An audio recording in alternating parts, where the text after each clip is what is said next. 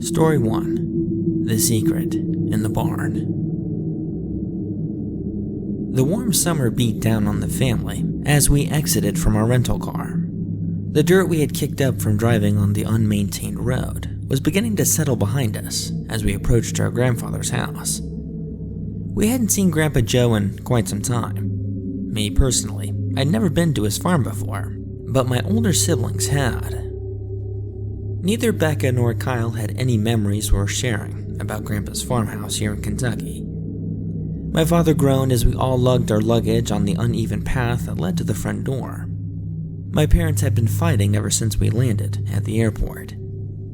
My dad wasn't exactly thrilled to be staying at my mother's childhood home, especially since her family were farmers. It's not so much that he didn't care for them, but rather their lifestyle. My mother shot him a look, to which my father ignored. Something along the lines of, "We'll talk about this later." Before we could reach the porch, the front door creaked open, and out strolled Grandpa Joe. His worn overalls looked relatively clean, compared to his work boots that clunked about when he walked on the porch. "Welcome, family," he exclaimed as he walked out to meet us. My mother quickened her pace and embraced him first.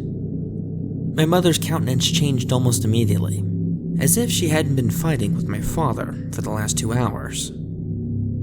The kids then followed suit, as we rushed past our dad and went to hug our grandpa while he was still hugging our mother. The front door then opened again, and out came Grandma Margaret. She hobbled across the porch as the wood groaned under her considerable size, almost always placing her hand on some type of hand railing. Mom then continued to Grandma with open arms, both of them embracing for a brief heartfelt moment before releasing from each other's grasp. My father watched from a few feet away, but forced a smile that wasn't fooling anyone, at least not me. All the commotion finally calmed down, as did our excitement.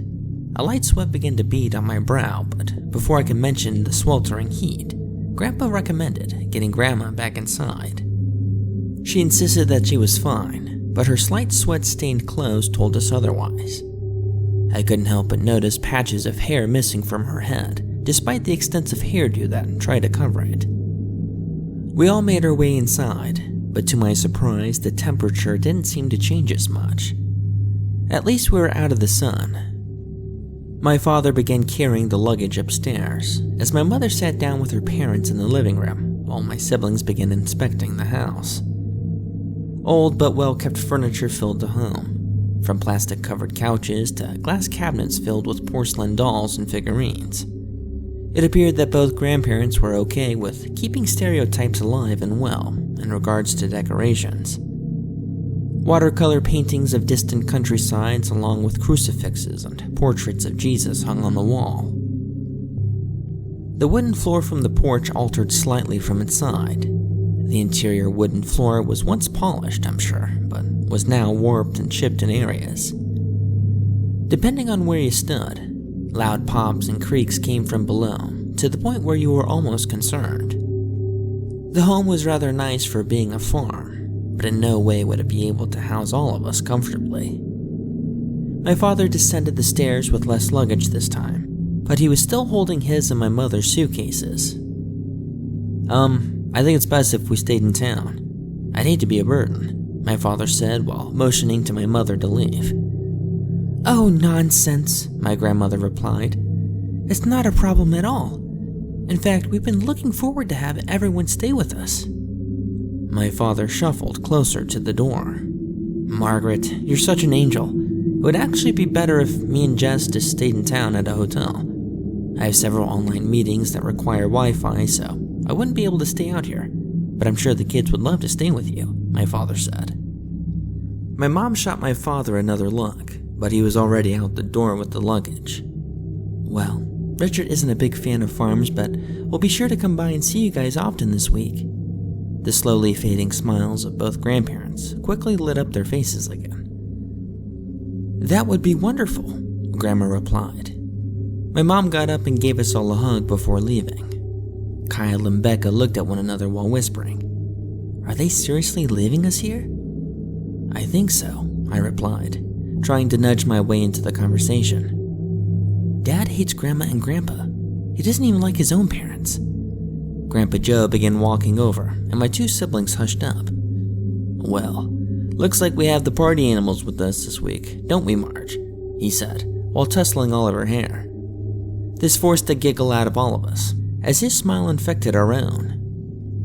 The grandparents went on their own way, leaving the three of us to entertain ourselves in the old home. Despite having the 2 floors in the moderately sized home, most of the rooms were filled with old furniture or antiques. Old white and gray blankets covered the once expensive pieces of furniture before they had succumbed to time and neglect. Most of the rooms that were not regularly used had a strong smell unique to both grandparents, alongside a slight tinge of mold. After spending an hour or two exploring the home, the novelty of visiting Grandma and Grandpa had worn off. There was no TV, or at least one that had been working in the last decade, and only my older sister had any type of cell phone. But despite having the privilege of having the only electronic in the house, Becca's phone did not receive any data or Wi-Fi out here. The three of us then took our expedition outside and continued exploring the nearby structures. The garage was filled with car parts and boxes of papers and other miscellaneous items that seemed to have no initial value. Next to the home was a small but somewhat new barn that was left open. Inside, we could see Grandpa Joe working on some type of equipment. We wanted to explore it, but we didn't want to risk potentially getting in his way. However, off in the distance, near the dark tree line, stood one last structure. It resembled the barn near the home, but was much older, and even at a great distance, we could tell that this thing was significantly larger than the one Grandpa Joe was working in. All of our eyes lit up as we knew what we were going to explore next. Kyle began walking through the waist-high grass that led to the old barn, and Becca and I followed. The summer sun was still in the sky, but was much less brutal than our arrival. The barn that we were walking to was darker in both color and in feeling. Perhaps the woods that nestled against it was able to share some of its shade to give off the illusion it was darker than it actually was, but I couldn't be sure. It wasn't until we were about halfway to the barn that we heard a yell behind us. "Stop!" screamed Grandpa Joe. Unaware of any wrongdoing, all of us stopped and slowly made our way to our grandpa, who was coming out to meet us. His pace was that of an old age, but also of urgency. In the matter of a few seconds, we had approached one another. "What are you guys trying to do out here?" he said, slightly out of breath. All of us were silent. "Yeah, let's not go out there. That barn isn't safe to go inside." His tone and glare were serious. We had never seen Grandpa Joe this serious before. Before any of us could respond, he flashed us a smile. "Why don't we go see what's for dinner?" he said, walking us back up to the house. Again, we were all silent but nodded. He began walking to the house, much slower this time, and we followed. "What's out there?" Becca said, mainly just curious but also somewhat defiantly. "What was that?" Joe said, glancing over his shoulder to respond to Becca. "What's out in the barn?" she repeated. He didn't stop walking. "Oh, it's mainly empty now. Probably home to a bunch of rodents, if I'm being honest. That thing has been up for who knows how long. It's gonna collapse at the next strong breeze that comes through here. Why don't I show you the new barn after dinner?" We made our way back to the house. The strong smell of a country meal led us inside. Sure enough, Grandma Margaret was slaving away to have dinner prepared for us. Dinner was delicious. It was unlike anything Mom had ever made. Homemade recipes, rolls made from scratch, thick gravy covered a well-seasoned chicken that I'm sure that they slaughtered here on the farm. The dining room we ate at had ceramic plates that filled glass cabinets and some decorative ones that lined the walls. The wallpaper in the dining room was older and had been out of style for quite some time, but it managed fairly well. Out of one of the windows provided a view of the backyard. At the other end of the field, I could barely make out the silhouette of the old barn. At first, my curiosity of the old building was very insignificant, but now, seeing how we were forbidden to even approach the structure, a seed of wonder began to bloom in my very young mind. Maybe there was something out there worthwhile after all. Perhaps that's where Grandpa Joe stashed his life savings, or even yet, maybe he was a serial killer, and that's where he kept the bodies of his victims. Obviously, my mind was not limited by logic or reason, but my thoughts continued to swirl in my bored mind. After the delicious dinner, we were asked to help clean up afterwards and wash the dishes by hand, a task that we had never been asked to do before. In any other situation, I'm sure my siblings would have voiced their complaints or declined to help, but seeing how we were alone with our grandparents, we didn't have much option. Night eventually fell, but the warm summer air hardly left the home. The chirping of crickets and cicadas provided a soft background noise that were only slightly muffled by the thick walls of the home. With the sun having set, the interior of the home had significantly dimmed. The overhead lights struggled to produce enough light to adequately illuminate any room. Grandma Margaret then slowly went around the home and flicked on roughly a dozen lamps or so to help cast out the remaining shadows from the house. While she was doing that, Grandpa Joe stepped out into the back patio, which had a fire pit, and started it up almost immediately. The three of us walked outside as we watched the flame ignite onto the dried wood. The chirping sounds amplified as an orchestra of nightlife serenaded us with its organic music.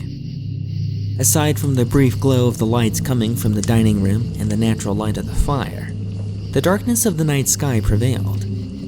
Stars illuminated in a way that I'd never seen before.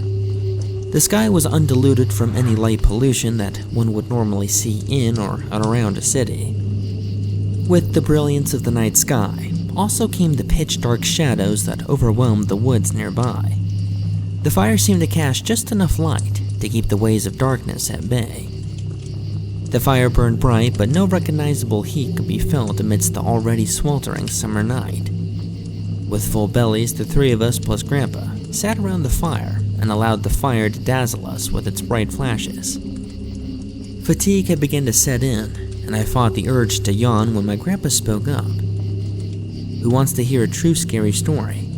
Our eyes widened as the subject of horror had just been presented. Normally, I would have been the first to jump at the chance to hear a new story, but seeing how we were out on the back deck at night, in a place that I wasn't familiar with, I sat quietly. Becca, however, spoke up. "I would like to hear it." I could see Grandpa's smile widen as his teeth reflected the light from the fire. "About 50 years ago, I lived here with my parents and 2 siblings. We did what I still do now, which is grow produce and livestock, but back then, things were much more simple than they are now. In fact, we had much more land to work with before my father sold it to who are now our neighbors. During this time, we had problems with overpopulation with deer and other small game, that they would ruin our crops.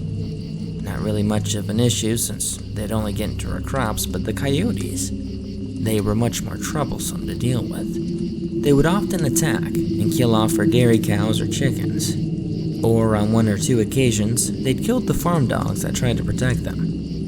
In order to solve this issue, we would hire hunters to come and rid the farm of just about anything. We'd pay them about $5 for each kill. One summer, on a night much like tonight, my brother was finally old enough to handle his own rifle. He had gone hunting before, but mainly for deer, or it had been coyotes. He had been with someone else, but never on his own. My father at the time had just broken his leg, so he was not able to be as active as he'd like to be around the farm. My brother set off into the field and set up his area to camp while the rest of us went to bed. I got up early the next morning, like I normally did, and began my chores. I then noticed that Greg, my brother, hadn't come home last night. I went out into the field and announced my presence, but when I went out to his hunting spot, he was gone. His truck was still parked out front, so he hadn't left the farm. I should have just gone back into the house and told my father that Greg had disappeared, but I was concerned for my brother. Instead, I foolishly began searching for him nearby. I could see compression in the tall grass that led out into the woods, so I followed. Right near the tree line, I noticed an object laying on the ground. It was Greg's rifle. None of the bullets had been fired. I picked up the rifle and began my entry into the woods when I heard a voice coming from deep within. It was trying to speak to me, telling me to come near it. The voice was so convincing that I almost did, but I then saw the sight of blood splattered all over the path it was trying to take me down. Grandpa then paused in his story and looked at us. All of us were dead silent. The horrors of imagination had begun to crawl within all of our brains and fester. Each pop from the fire or the sound of nightlife had caused each and every one of my siblings to jump. None of us said a word, and Grandpa remained silent to let the full effect sink in. The fire had hardly changed in terms of providing light, but it was now much darker outside. We then asked a couple of follow-up questions like, where did he end up finding him, or where did he go to? But the answers he provided only seemed to make things worse. We never did find him or his body, and trust me, we tried. We never did find what we thought had killed him, but without a body, we couldn't be sure. We have our theories, but I think I gave you guys enough to think about for tonight. Chills continued to descend as my body struggled to process the information. My senses were now on high alert. We sat around the fire for another 30 minutes or so, but I never did regain my composure until we went back inside. My siblings didn't seem as bothered as I was, but the thought of some type of predator capable of luring armed men into the woods really bothered me for some reason. We went back inside and washed up briefly, got our pajamas on, and got ready for bed. The lighting upstairs where our rooms were equally as dim as downstairs, but we didn't have the luxury of vintage lamps that the first floor did. We each got our own room, but I almost reconsidered after hearing that story. I would have pitched the idea of sharing a room with either Kyle or Becca, but I didn't want to bother the older siblings, knowing that I'd just be teased later on. I laid in bed and glanced out the window that faced the rear of the property. By this time, clouds had rolled in and covered the brilliance of the stars, painting a thick darkness into the distance. Despite the story of unknown horrors glancing at the darkness under the weighty sheets of my bed, I somehow found comfort looking into the blackness of the woods. I let my mind wander as sleep slowly began to fill my heavy eyes. Thoughts of woodland monsters were a million miles away, and the furthest thing from me to worry about. I had no phone or even a clock in the old room to help keep track of time, but it had to be close to 11 p.m., if not midnight. The old house was much quieter now, and the muffled songs of crickets continued. However, I couldn't help but notice the creaking of the floorboards on the first floor. They were rhythmic and traveled as if someone was trying to be quiet. Clearly, one of the grandparents were still up attending to whatever business they had to attend to at such an hour. Noise of movement downstairs didn't bother me. Even the door opening and closing didn't raise concern. However, I then saw Grandpa Joe enter my view of the backyard. He was holding a small flashlight that would probably gone unnoticed had the stars not been completely covered. He checked briefly on the fire pit, which we sat around earlier, but then he paused. He then looked off into the tree line where the old barn sat. He stared at it for an unusual amount of time. It was as if he was thinking about the barn, like he hadn't even thought about it in years and just remembered that it was there. Of course, he could have simply just been daydreaming or just taking in the beauty of the dark night. But instead of coming back into the house and joining the rest of us in for a night of rest, he then began to walk slowly out towards the old barn. "What is he doing?" I whispered.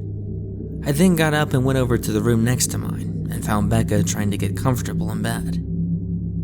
"Hey, Becca, Grandpa Joe's outside." She turned slowly while adjusting her pillow. "Okay, it's his farm. He can do whatever he wants," she said starkly. "Yeah, but he's walking out towards the barn, the one he told us not to go to." She laid facing away. "Well, good for him. I'm too tired to care about this right now." I left her room and tried Kyle's, but he had the good sense to lock his door, probably for reasons like this. I went back to my room and saw that he was just about to reach the barn. I had forgotten about the story, but the curious sensation of wanting to look inside regained its momentum from before. Seeing how none of my siblings were going to provide any supervision and my parents were away, this would be a perfect chance to investigate on my own. I grabbed my shoes, but I didn't put them on until I was outside, in hopes of lessening the sound I was going to make. Once outside, I quickly put them on and slowly jogged on the similar path out to the barn. I was much quicker in closing the gap, but I made sure to remain hidden, just on the off chance that he doubled back before I could get there. The closer I got, the quieter the crickets became. The warmth of the summer had finally released its grip on the night, and a slight cool breeze could be felt. I had finally approached the barn and noticed that the front door had heavy chains on the exterior that had been unlocked. The door was left slightly ajar, but no light came from inside. I was about to walk over to the door and peer inside, but a loud inhuman screech erupted. I froze in place. I could hear shouting in response, and Grandpa Joe abruptly exited, with various stains on his shirt. He was gripping his side as if he was in pain. Had he been more alert to his surroundings, he would have seen me, but he seemed too conflicted on what just occurred inside. He closed the door and locked it quickly while hiding the key he used under one of the large rocks that lined the barn walls. I laid in the tall grass and held my breath. The screeching from inside continued. I was petrified. More so that I was going to be caught by Grandpa Joe, but sickened by the thought what I could only assume had happened inside. Thankfully, Grandpa Joe was still distracted, and he quickened his pace, making me virtually invisible to his gaze. I waited before I knew for a fact that I was safe to finally make my way back up to the house. A brief glance confirmed that he was near the house and that I was finally good to move. I took one last glance at the large barn and made a mental note of what stone he used to conceal the key before heading back up to safety. I quickly snuck myself back up to the top of the house. Thankfully, Grandpa Joe left the door unlocked, and I silently ascended the stairs without incident. I tried my best to fall asleep, but my nerves wouldn't allow it. The screams mixed with the visual of seeing my grandfather exit that barn with some kind of wound allowed me to assume the worst. I didn't even know where to begin thinking about what was going on out in that barn. I could only assume the worst. I knew there must have been something else that could possibly justify what I just experienced. The view of the backyard no longer fascinated me like it used to. In fact, the more I looked out there, the more I could remember what had happened. I closed my eyes in hopes that my dreams would cleanse my mental palate, but they only added to it. Nightmares plagued my dreams and sprouted thoughts to more devilish alternatives to what was going out in that barn. The next morning I was awoken by my grandmother, who was out of breath from climbing the stairs. "It's time to get up," she said, cheerfully as the smell of another well-prepared meal lingered behind her. I was tired, but I was grateful that she had pulled me from my realm of nightmares, and I followed her back down the stairs. The stairs creaked loudly as she shuffled pitifully down the few stairs at a pace that was almost comical. I made sure not to stand so closely on the stairs out of fear of breaking the old wood. We finally reached the bottom and went into the kitchen where everyone was eating breakfast. Grandpa greeted me briefly, but his interaction told me that he had no clue of what I witnessed the night before. My siblings didn't even acknowledge my existence as I entered the room. They continued feasting on the small mound of waffles on each other's plates. I dished up my own plate and proceeded on trying my best to act natural. I could feel my secrets trying to escape, but I needed to wait before I told Kyle or Becca what I saw. About halfway through breakfast, I could hear the front door open as my mother entered the home. She was dressed nicely, which was unlike her, but it warmed my heart to see her happy. "Hey guys, how was staying with my mom and dad?" she said, legitimately curious. Kyle and Becca shot her a mouthful smile and nodded, affirming that they indeed had a good night. I remained silent and kept eating. "Well, fun. Your dad and I will be in town today, so call us if you need anything, but I wanted to stop by and say hello." Both grandparents got up and hugged my mom, but when Grandpa Joe hugged her, he slightly flinched upon her embrace and put his hand on his side. "Ooh, careful, I'm tender there," he mumbled. He was able to dismiss the interaction due to his age and not sleeping well. As quickly as she had arrived, my mother had kissed all of our heads and was out the door again. My chance to leave the farm had left before I could say anything. But I didn't want to leave, in fact. I wanted to stay as long as I needed to take a quick peek inside that mysterious barn. Once breakfast was finished, we were asked to help clean up. This time it was a lot less of a surprise. We were full, but hastily finished the dishes as quickly as our inexperience would allow. Grandpa took off to the new barn, and Grandma hobbled into the living room and started up some type of knitting project. Us kids went back up to our rooms. That's when I decided to spill the beans on what I saw last night. You guys aren't going to believe this, but Grandpa is definitely hiding something out in that old barn, I loudly whispered in hopes to keep the conversation to ourselves. Becca and Kyle shot me a look of disbelief. "Oh, please. Last year you said you saw Bigfoot. Now this?" Becca said dismissively. I shook my head. Okay, that was something different, but this is legitimate. I snuck out and followed him. The two sighed. Even if you could prove it, we don't want to go out there. It's not safe. With the building being old and that crazy story we heard last night, I'm fine staying here, Kyle said reluctantly. Alright, let's say that this actually happened, Becca said with air quotes. What did you see? I paused. Well, I stammered. I didn't see anything, but I heard something. I heard screaming, and when Grandpa Joe exited the barn, his shirt was covered with blood. My whisper was now much louder. I could tell that Becca was trying to believe, but wasn't fully convinced. Okay, well, that could have been anything. Plus, why did you go outside after dark all alone? Becca scolded. We then heard creaks slowly coming up the stairs, and we changed the subject. The pace had told us that it had to have been Grandma. We waited for a few seconds for her to reach the top of the stairs, but a loud pop rang out. The sound of a heavy weight slamming down the half-dozen steps shook the house. We all rushed out to see Grandma Margaret at the bottom of the stairs, and the handrail laid broken near her motionless body. Oh my gosh, Becca screamed. Thick crimson began to slowly flow from behind her head as we all rushed down the stairs to aid her. Kyle ran outside to the barn to go get Grandpa, while Becca and I tried our best to attend to Grandma. It didn't take long for Grandpa to come back to the house with Kyle. Becca offered to call the paramedics, but Grandpa Joe shook off the idea. They won't get here soon enough. I need to take her myself, he said in a panic. I ran off to grab some towels, and by the time I came back, my siblings and Grandpa had already carried her halfway to the truck. I dropped the towels and tried my best to aid them. The blood continued to flow as we did our best to place her in the back seat of Grandpa's pickup truck. As soon as we loaded her in, Grandpa took off and left us, all alone, at the farm. The trauma of the situation had affected us all, but what made matters worse was that we were left alone to counsel ourselves. Becca immediately tried calling Mom, but no answer. Dad's phone was equally useless. About an hour went by, and we all agreed to wait inside and try calling our parents every 15 minutes. There was a good chance that none of Becca's calls were even getting through, due to how far out into the country we were. After all the nerves finally settled, we tried our best to take our minds off the situation and to keep us occupied.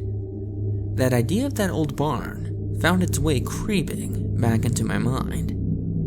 I know where Grandpa keeps the key, I said. Both siblings looked at me as their eyes were still red from crying.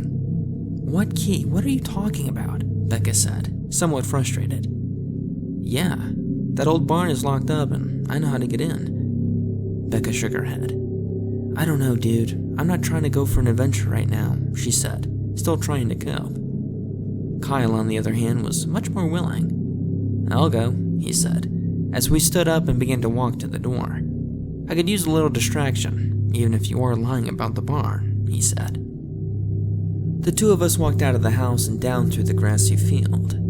The hot summer air continued to blaze in all directions. The old wooden barn seemed much bigger during the day, its flaws more apparent and offensive to those that had the misfortune of glancing upon it. We finally reached the structure, and I went to the small line of stones to retrieve the key. It took me 2 or 3 guesses to finally pick the right one. Underneath it was a large rusted skeleton key. I picked it up and its heft surprised me. I then went over to the chain that secured the front 2 doors and inserted the rusted metal into the lock. The force needed to turn the key was surprisingly difficult, but sure enough, I was able to manage it with the help of both hands. The lock clicked open and released the chain binding that sealed the condemned barn. Kyle then helped me pull on the door, and we glanced inside. We were instantly greeted by a foul stench. The smell of rotting meat with a tinge of rusty copper assaulted our senses. The barn was incredibly dark. Despite the exterior wood being chipped and splintered, the walls were thick and impenetrable to the vivid light that the sun provided. Once inside, I was greeted with the feeling that I was unfamiliar with, a feeling of hopelessness and dread. It almost confused me, as if I just developed a completely foreign emotion I was just now experiencing. Before I could say anything, a voice spoke to us in the darkness. It was so quiet and hushed that, for a moment, it felt like I was thinking it. But the sound of a chain moving closer and the same phrase being repeated, I then realized that something was inside this barn, and it was trying to speak to us. "Help me," the voice said, in a somber feminine tone. Kyle and I jumped and stood near the doorway as the only light spilled in from behind us. "We should go," I whispered. Clearly, we had stumbled upon something that we were not meant to see. The voice drew closer, and we could finally make out a dark silhouette. The faint clatter of chains indicated that whoever was in here was chained against their will. "You need to help me," the voice repeated, slightly louder. Kyle started to move into the darkness, but I grabbed him. "Wait, we don't know what's in there," I pleaded. Kyle looked at me and then back into the darkness. "What are you doing here?" Kyle asked, but was only met with silence. He then shuffled off into the left and by a workbench that lined the nearby wall. Old tools seemed to lay disregarded in random piles. The light from the doorway was just enough to reach the corner of the bench, but the rest remained in darkness. "What help do you need?" he asked. This time a response was given. "Please, break the lock on these chains. I've been in here for days," the voice pleaded. I stood back near the door and Kyle slowly wandered towards the edge of darkness. "Come here. I can break the chains if you can reach me," he said. His voice shook with tension. "I can't. The chain won't let me reach that far. You'll have to come to me." Kyle paused as he began thinking. He knew better than to venture off into the darkness, but the situation seemed to call for it. "Okay, I can come to you. Where are you?" The voice responded almost deeper within, and Kyle slowly stepped out of my side. I then heard a quick shuffling and the chain being dragged at a high speed. Kyle tried to run back to me, but out of the darkness emerged a tall, dark figure. Its features were disgusting, as its gaunt body moved quickly and grabbed Kyle with devilish claws and dragged him back into the shadows. I could hear flesh being torn and blood spilling onto the dirt floor. Screams from Kyle and the creature filled the condemned barn as I stood in shock from what just happened. I didn't know what to do, so I turned and ran back up to the house to get Becca for help. In my haste, I neglected to use common sense, and I left the barn door open. The run up the hill was unlike any physical endeavor I had ever accomplished. I was pouring with sweat by the time I made it through the front door.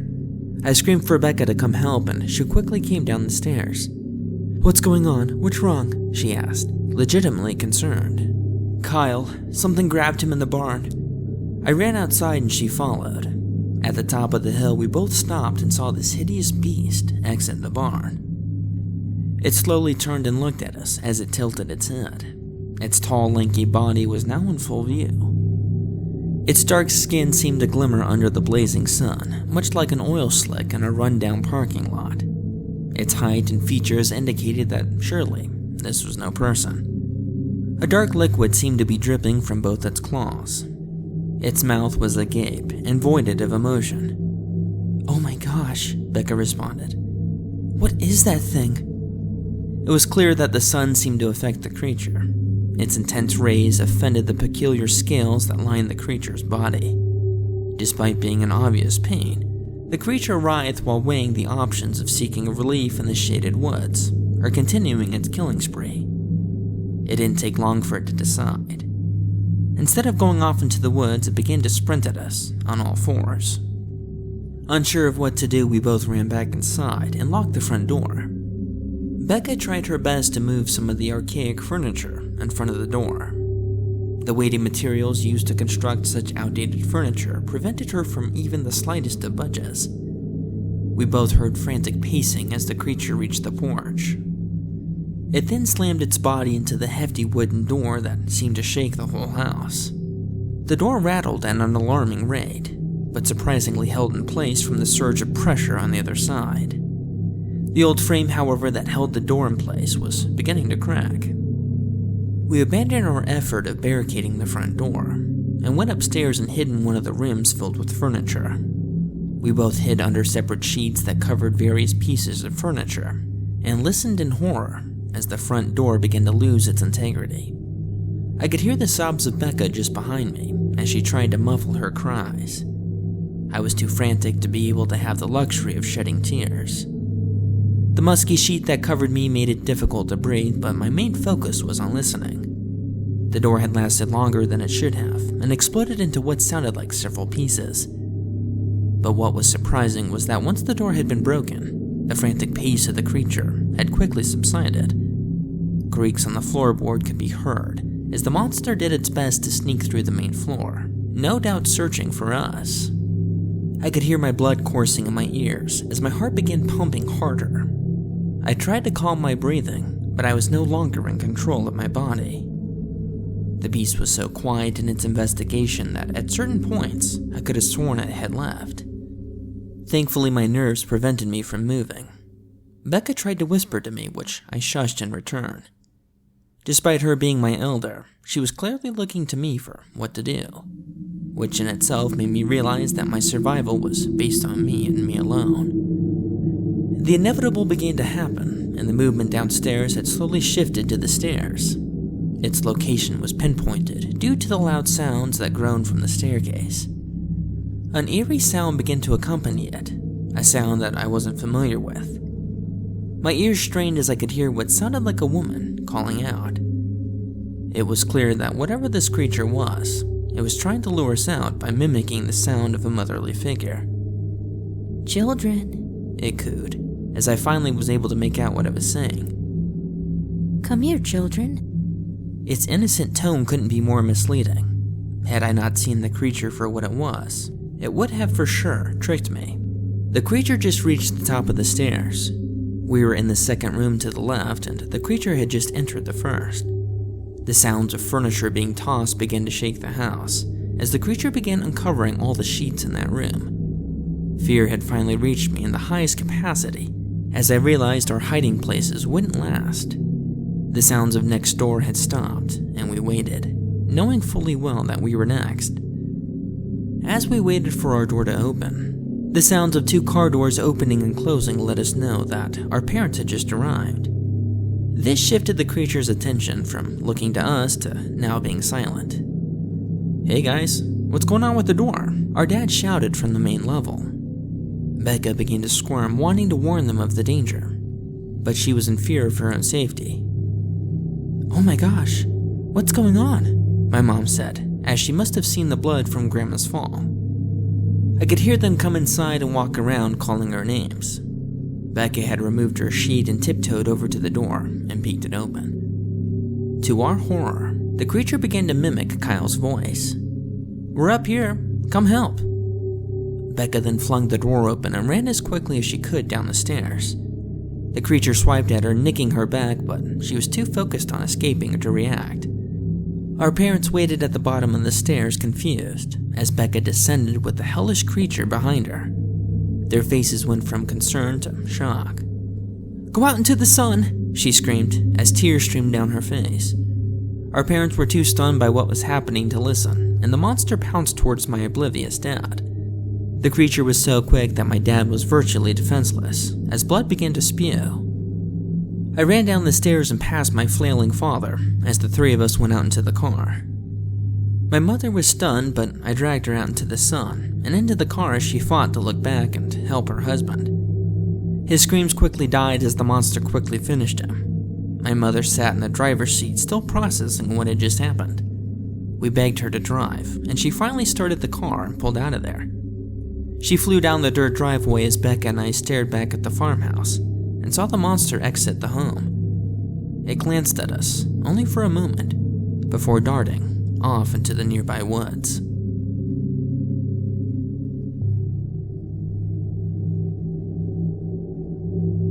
This is a true story. First, some background. Mantua, Ohio is a railroad town boasting a creepy town center with an old railway station, surrounded by a rural landscape peppered with brick buildings, sprawling properties with dense woods and cornfields, guarded by sunny farmhouses of varying age and size. 44S runs one lane each direction. I made this drive regularly to visit my then boyfriend. Familiar with the area, I would usually have music on, enjoying the drive and fresh air. One day in the middle of summer 2011, I was driving onto 44S into Mantua, making my usual trip in the mid-afternoon on a beautiful, clear day. I passed a quiet area just a few miles from my destination. On the right, houses on 2 to 3 acre lots with big front yards, longer driveways and attached garages, shaded by tall trees with thick foliage, with backyards full of dense woods. On the left, across the road, there's a cornfield bordered by a deep grassy drainage culvert stretching several miles long. I see something that looks off up ahead. It's hard to make out, but there's something on the opposite side of the road where the cornfields are. It's a ways off and hard to make out, but it's clearly a large brown hairy mass right next to the road. It's too dark in color to be a dead deer, maybe an escaped cow. No, not that either. Something about this mass on the side of the road is unlike anything I've ever seen, and I just can't figure it out because I keep having to look back at the road. I see it move. Maybe whatever it is isn't roadkill, and it's just an animal grazing on the side of the road in the culvert. I rolled my window down to get a better look. I slow down a little as I pass by, and all at once, I realize what I'm seeing. The hairy mass is a dead dog, being eaten by another dog, the biggest dog I've ever seen with the freakiest, emptiest eyes. As I pass by, this thing pulls its face out of the dog carcass it's eating to look up at my car and locks eyes with me. They looked right through me, and it felt like what I can only describe as pure evil. I pass it in my car at about 40 miles per hour. As I start to freak out and roll up my window, I check my mirror for a double take because I absolutely do not believe what I saw, and I see that its head is already back down, eating and out of view with no other defining features. It was totally unbothered by my car. I slow down, then speed up, then slow down, then speed up again. I want to know what I saw, but I completely freak out. I look for the nearest driveway on my right side, maybe 50 to 75 yards away, and peel into the driveway to turn around and go back. As I put my car in park, I see that a man is home and sitting in a lawn chair outside his garage, faced parallel to the road, blissfully unaware of what's just up the road behind him, while his 2 Labradors amble around him. He sees me and assumes I'm just using his driveway to turn around, but is unsettled when I drove almost all the way up the driveway, park my car and get out, still freaking out. "Take your dogs inside. You need to get inside your house." I tell him what I saw, and he gets up out of his lawn chair to look where I'm pointing. But the trees at the edge of his property block the scene from view, and it's just a bit too far. I get back into my car and keep warning him to get his dogs inside. If our places would have been exchanged, I probably would have called the cops on someone who came ripping into my driveway, rambling about some wild animal in a panic. I was terrified and full of adrenaline, with no regard for ruining this guy's peaceful afternoon. I don't remember how I left it with him, but I got back into my car, backed out onto 44, and headed back north from the way I came to get a better look at this thing, still from the safety of my moving car. I pass where it was, and it's gone. I drive back and forth one more time in disbelief at the whole thing, further back that I thought to be safe, thinking I'd underestimated the distance between the carcass and the house I stopped at. But there was a hole in the corn where whatever this thing was had clearly drugged the dog it was eating to finish it away from the road. I remember sitting stopped on the side of the road after turning around again and heading back south, looking across the road at this hole in the corn that looked far too innocent to do justice to what I had just seen. No one driving by would even notice it. I had my head on a swivel around my car and locked my doors, but something told me I wouldn't see it again and to get out of there. So I did. When I passed the house again, the man and dogs weren't in the yard anymore, and the garage was closed. Completely rattled, I called my then boyfriend as I drove away, but if I remember correctly, he didn't answer. When I got there, I was so shaken up and couldn't make sense of what I'd seen. This was right after high school, and he still lived with his folks in a creaky farmhouse in Ravenna. They had just moved into it, and I did not feel safe in that house that night. I brought back all of my childhood fears of being afraid of the dark and what was under the bed, like that thing could be anywhere. I remember this like it was yesterday, and even though I've shared this story with a few friends, I've never written it down. Whatever this was built like a dog, but bigger than any dog I've ever seen. It was very dark brown with dirty hair. I've considered that it might have been a black bear with mange, but even though I only got a quick glimpse of it, it didn't move like a bear, and the piercing eyes in the broad daylight, those were something else. It was canine, not Bigfoot or any other common myth that I'm aware of. Maybe someone here will know. I haven't done too much research into what it could be, because I think part of me is scared to know what it could be. A black dog, a werewolf, I have no idea. It was big, at least 200 pounds, maybe bigger. The dog it was eating was also quite large. I'm a skeptic.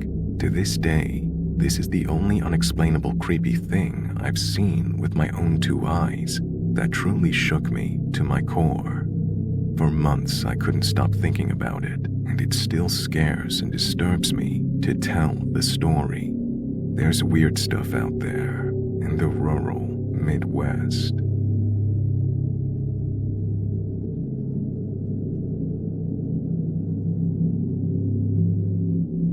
I live near a very large, very populated national park. Locals here, like myself, are pretty aware of the goings-on near here. Strange sounds, strange creatures, and strange disappearances. I have dealt with these myself in the past on hikes, and even just relaxing in the park. Here is one that still freaks me out to this day. I was at my grandma's house that's deep in the boonies. The only road to there is a gravel road that's pretty much washed away, so without a good car, you're not getting out there anyway.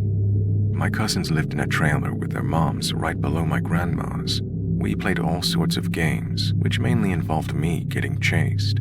I was the youngest. My grandma was in the hospital with my aunt, so our older cousin, Dee, had to watch us. Dee was, and still is, the only cousin that's older than us that we still hold in high regards. He would mess with us and play around, but actually cared about us. The whole day we spent playing around, but we would usually play more at night. Things like hide and seek and tag and whatever else. We had been playing pretty far away from the house, and it was starting to get dark. We decided to go back to the house and grab flashlights and play manhunt. Of course, I was the one being hunted. I ran pretty far into the woods on the other side of the property and hid behind a log. I heard my cousins getting close, so I ran, and they saw me. We ended up running to the very back of the property line, almost a mile from the house, and we saw my cousin, D. He looked at us and kind of growled, and we all ran away from him, thinking it was a game. We ran back onto the gravel road, and we saw him walk out of the tree line, but he did it weird, kind of gloatingly in a way. We ran into the house and decided to barricade the door to play a prank on him.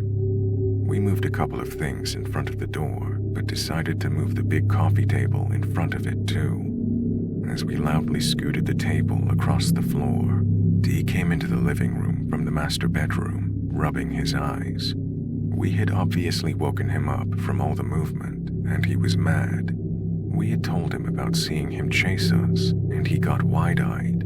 He told us to go to our bedroom and stay there. We sat in the bedroom for about 20 minutes, and he came in and told us not to worry, that it was just him scaring us, and we went on with the night. It wasn't until about 3 years later, when I was 13, that he had told me the truth. It was a skinwalker. He told me that he's dealt with it when he was our age, and he proceeded to tell me his story. I may share this someday, depending on how far this goes. This is, of course, just one story. There are a lot more.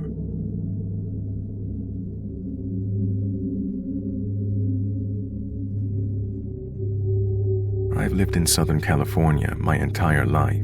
If you know anything about California, it's very diverse.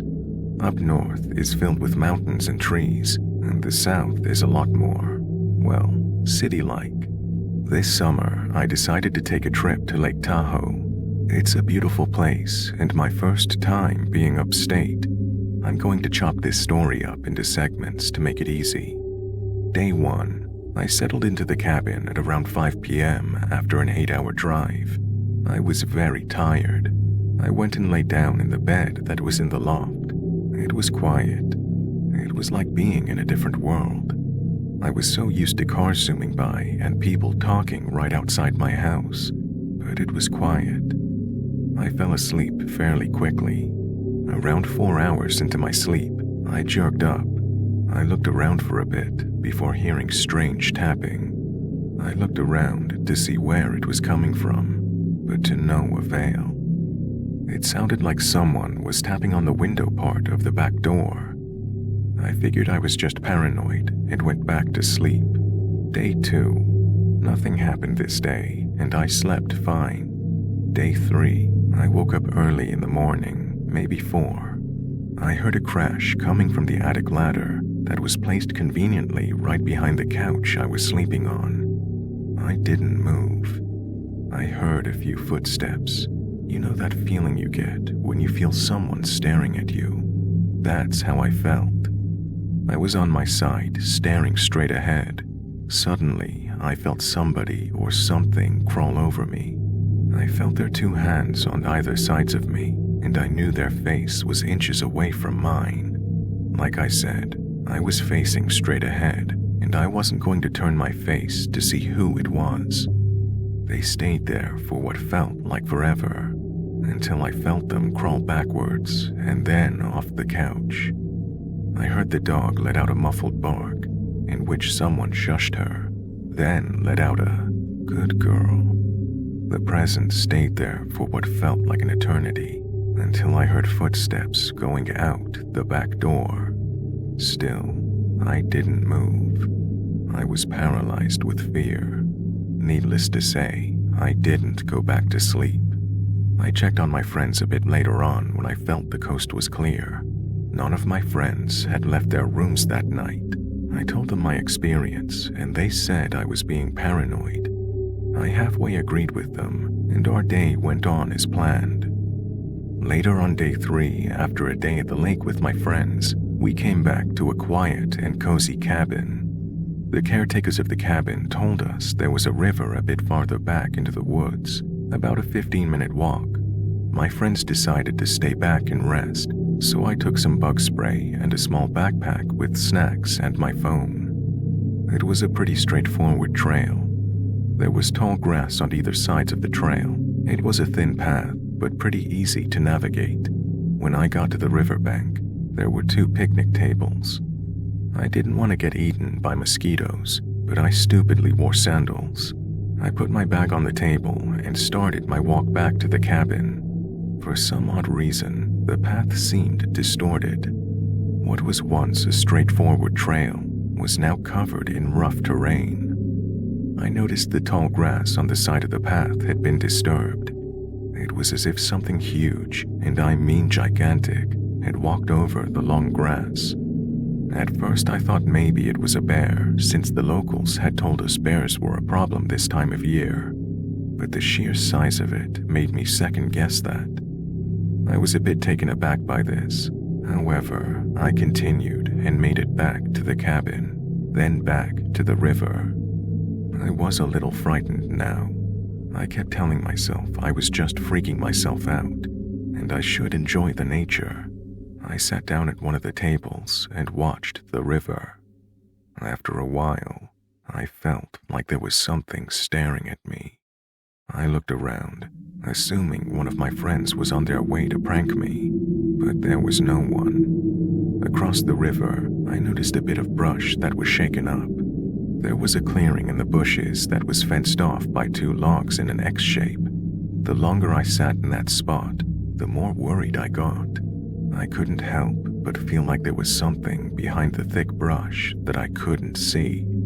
I went down the river, hoping to come across some kind of life, but nothing. No fish, no frogs, no roads, just mosquitoes, and a bunch of them at that. Disappointed with the lack of anything really, I went to sit back at the table, and that's when I heard it. It was a noise I can't really describe. It was a scream, but a gurgle, as if whatever it was had a mouthful of water. It was inhuman. I froze. In the moment, I should have been running for my life, but I just froze. I heard rustling in the bushes behind me, the ones I was worried about earlier. Then, again, the scream. It was the loudest thing I've ever heard. Run. And so I did. I sprinted my ass through the forest. What should have been a quick trip back to the cabin was anything but. After about 10 minutes of sprinting, I noticed I was lost. I stopped for a few moments, frantic to see if I could find anything that looked familiar. I saw a bridge that I crossed on my way there, and I started sprinting. I thought to myself, why didn't that damn thing kill me? I had stopped for a good minute, but I could hear it chasing me. It was a fucking game for the damn thing. Every time I stopped, it would as well. I finally made it back to my cabin, and instead of going inside, I stood on the porch. I faced the forest, and I cried. I couldn't see anything out of the ordinary, but I knew it was still out there. I didn't want to turn my back to it, so I sat there for hours, silently crying, occasionally checking my phone, and well, writing this. I don't know what the hell that thing was. The only thing I can even compare it to is a Wendigo.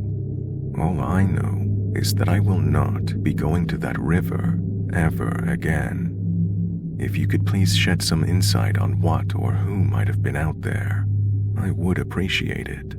These past 2 days have just been too weird not to be connected. The last day of the trip, we burned some sage before heading to bed that night.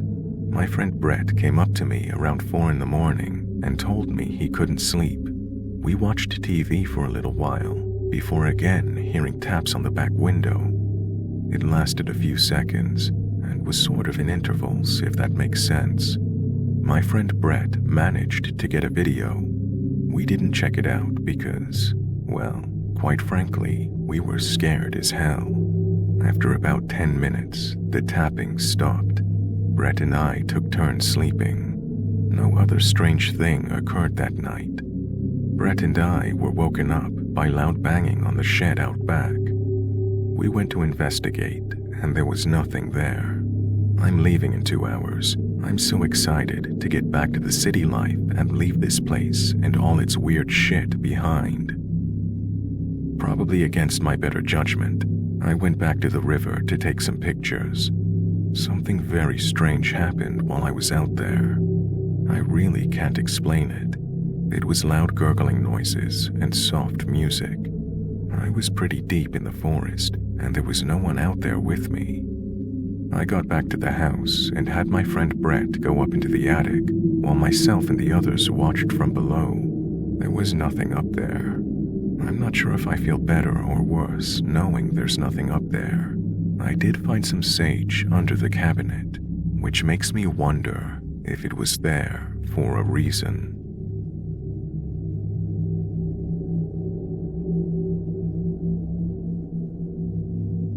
When I was a teenager around 2004, we used to sneak down through a quiet area of scrub over the dunes onto the beach to smoke weed. I lived in a very small coastal town on the mid-north coast of New South Wales. Typical wildlife was possums, wallabies, and maybe the occasional kangaroo. Definitely no dingoes, crocs, or other apex predators around. One night, as we quietly made our way down the path, we noticed a shuffling, rustling sound in the undergrowth near the path. We stopped moving, and the sound seemed to stop as well. There was absolutely zero light, except from some houses in the distance and the moon. After a brief pause, we decided to keep moving. We heard the rustling sound again, and this time noticed some bushes moving. We stopped, and my friend whispered, "Holy shit, did anyone else see the trees move?" I whispered back, "I only saw the bushes move." We stood there frozen for a few beats. In my head, I was weighing up the option to either continue on the path or leg it back home. We took a few more steps forward when we heard a sound like leaves crunching underfoot. At this point, I reached out and grabbed my friend's hand, thinking maybe we were being followed by someone. It was right then I noticed I could smell something awful. "What the fuck is that smell?" my mate whispered. His voice came out so small it frightened me even more.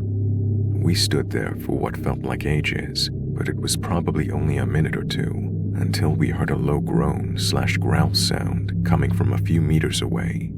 Now, brush-tail possums are quite common to the area and are known to make a kind of grunting/coughing sound, but they are higher pitched and more chirpy sounding than what we heard. This was a low and more sonorous sound. Needless to say, we wordlessly booked it straight back up the path we came.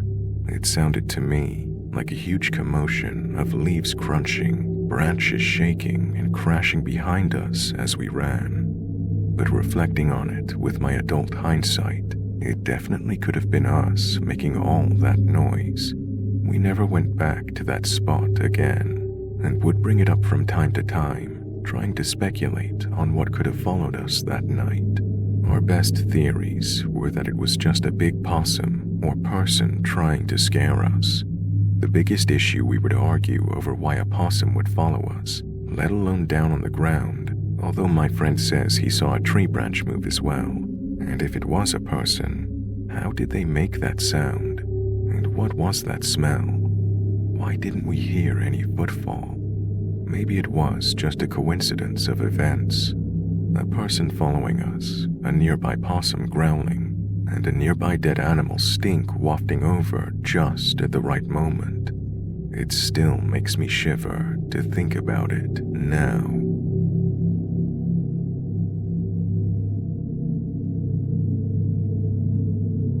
My 3-year-old son suffered from chronic ear infections last year, which led him to having high fevers. I slept with him on this particular night because I needed to give him Tylenol throughout the night to keep his fever down and to keep him comfortable. I set my alarm to wake me up at around 2:30 a.m. When I woke up, I went into the kitchen to get the Tylenol.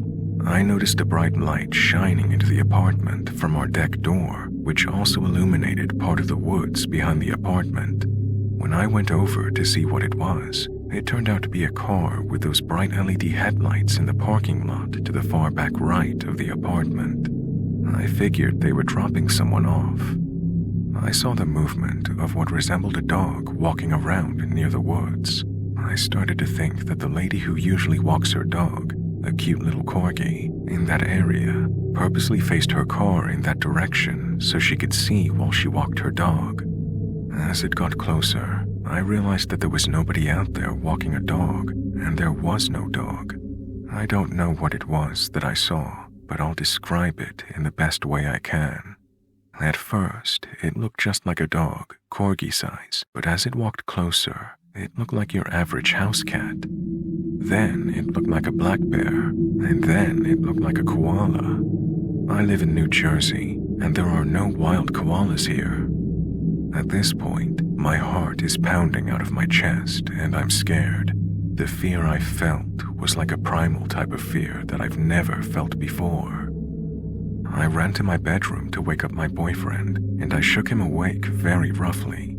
I said, "You gotta come see this." He was a bit annoyed with me. When we look outside together, we see this thing getting closer, and it looks like a skunk now. White stripe down the center with a perky, fluffy tail. I said, "Oh, it's just a skunk," with a little chuckle. I felt a bit embarrassed that I woke him up over a damn skunk, but at that moment, I also felt relieved. However, I was mistaken. As it walked, it looked as if it was struggling to find a form. I thought it looked like it was falling apart, but also coming back together again at the same time. I know this doesn't make sense, but it's hard to find the words for what we saw.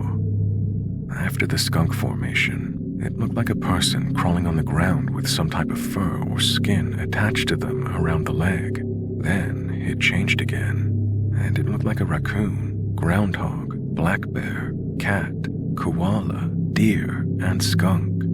The part that stuck out to me the most was that whatever it was seemed to be coming apart or shedding, but at the same time, it was growing. Whoever had their headlights on turned them off as it went deeper into the woods. This happened pretty quick. I'd say it was only about a couple of minutes from start to finish. My boyfriend ended up going back to bed, but I couldn't sleep after that. So I grabbed a flashlight and shined it into the woods to see if I could see it again, but it was gone. I also opened the door to see if I could hear anything, but I couldn't. It was very quiet. I had a very hard time going back to sleep that night. My boyfriend wasn't scared, but he was confused and stunned. He didn't know what to make of it. I was scared and creeped out. I know if I hadn't woken him up to see it for himself, he most likely wouldn't believe me and would have chalked it all up to me being groggy from just waking up, or possibly it just being an animal. Unfortunately, I know what I saw, and I'll never forget it.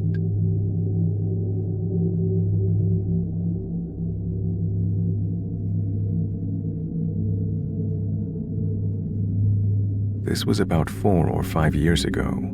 Back then, I lived with my mother in a shed on a farm surrounded by woodland.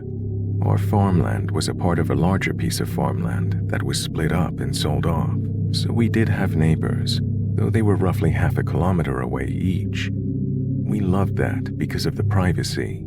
It wasn't like there was nobody nearby I could go to if I needed help. That thought is what had me fearlessly walking alone at night between the hours of 7 to 8 p.m., sometimes fluctuating from earlier to later depending on the day. Sometimes I even went out on a walk at 2 a.m. in the morning because I was restless and couldn't sleep. Looking back, this was incredibly stupid, and after this incident, I never walked after 6 p.m. ever again, always making sure there was at least some sunlight left when I set out. The route I always took was a road circuit. The first part was out in the open in front of all the other farms, including my own. If anything had happened, at least one person would have noticed, and reception was pretty good, so I would have also been able to call someone. The second half, on the other hand, was concealed by about 200 meters of woods between the farms and the back road, stretching the full 2 kilometers at the back of the farm. And it was during that part of the walk when I had this creepy encounter. It was late at night. I can't remember what time exactly, but it was pitch black with the exception of my torchlight. I was about to approach the turn in the loop that would bring me out into the open again when I heard it. Help. It was this monotone voice that repeatedly asked for help. It didn't seem panicked in the least. I took my earphones out and turned my music off to make sure I was hearing correctly, but it didn't stop. Help. Help. A very stupid part of me almost responded, because for some reason my first instinct was, oh no, someone's in trouble, like a naive kid, even though I would have been like 16 or 17 at the time. Of course, then my brain kicked in, and I realized that approaching that voice was just about the stupidest thing I could do, so I started quietly backing away. Unfortunately, my cat had followed me on the walk and wasn't backing away with me. No, she was walking towards the voice, softly hissing. I remember desperately trying to get her to come back towards me without alerting the voice to my presence, just in case they hadn't noticed me yet. But I was getting scared and didn't want to stay there a moment more, so I ran forward and grabbed her. I then turned around and bolted back towards the house. I don't know if it was stupid of me to turn my back to the voice, as I was making so much noise while running that there was no way they didn't know I was there, and I had no way of knowing if they were giving chase. I was so fucking terrified that whole time. The image of someone cloaked in shadows chasing me entered my mind, and even though I couldn't hear anyone behind me, I never once slowed down until I was back safe and sound within my house. It doesn't end there though. Despite how terrifying it was, there was still a part of me that was concerned about whoever it was, because what if they really had needed help? So I asked my mother to drive us to the location. Another very stupid decision considering what we found, that being nothing. We called out and called out, but nobody answered. We didn't get out of our car though. Luckily, neither of us were that stupid. We drove home, having seen nothing and no one.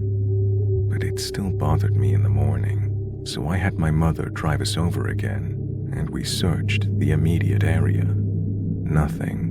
No indication that anyone had been there.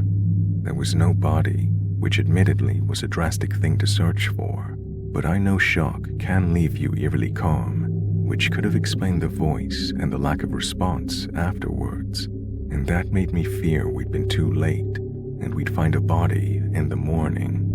I don't know if I would have preferred this outcome, because at least then I would have had a face to the voice. But no, we found absolutely nothing, and to this day, I have no idea who that voice belonged to and why they were monotonously calling out for help. My mind has naturally come to some chilling conclusions and theories that leave me unable to sleep. Kidnappers, serial killers, all the classic horror stories. But I guess I'll never really know for sure.